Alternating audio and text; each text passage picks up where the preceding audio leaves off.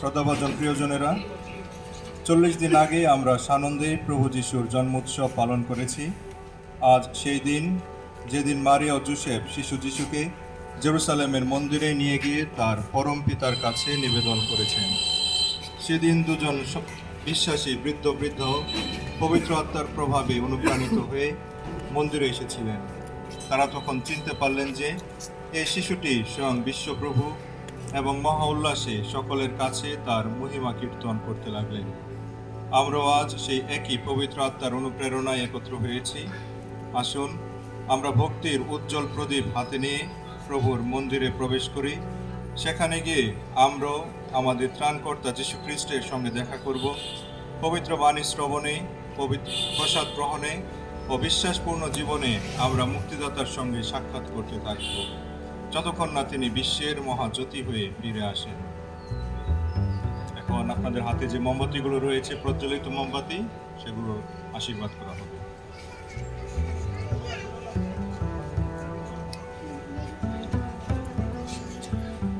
হে পরমেশ্বর, সকল জ্যোতির জ্যোতি তুমি, সকল জাতির মানুষকে আলোকিত করার জন্যে যে মহান জ্যোতি তুমি পৃথিবীতে প্রেরণ করেছিলে, সেই জ্যোতি তুমি আজকের দিনেই ধর্মপ্রাণ শিমিয়নের কাছে প্রকাশ করেছিলে।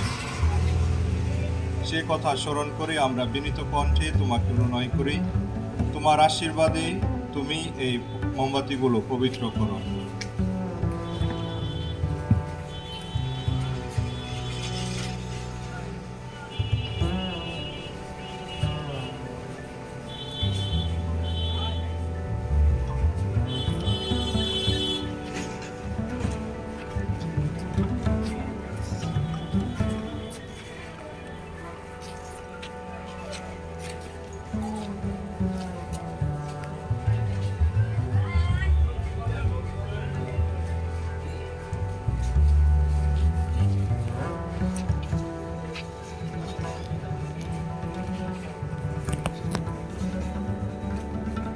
এই জ্বলন্ত শিখার নিয়ে যেতে যেতে আমরা তোমার নাম কীর্তন করব।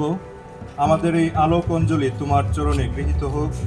আমরা যেন সৎপথে এগিয়ে গিয়ে তোমার অনির্বাণ আলোক রাজ্যে প্রবেশ করতে পারি। এই প্রার্থনা করি আমাদের প্রভু যীশু খ্রিস্টের নামে, আমেন।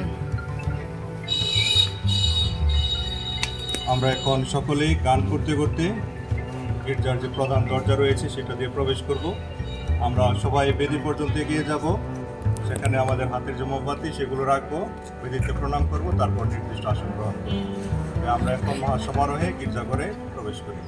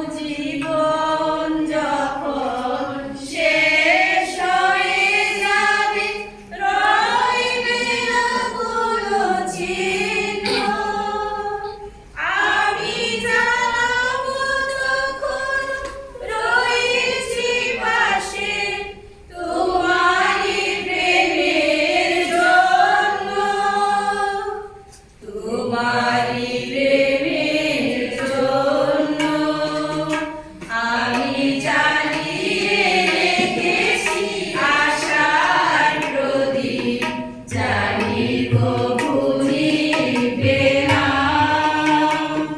আমি সাজিয়ে রেখেছি ফুলের মালা জানি গো বুঝিবে না জানি গো বুঝিবে না আমি জ্বালিয়ে রেখেছি আশার প্রদীপ জানি গো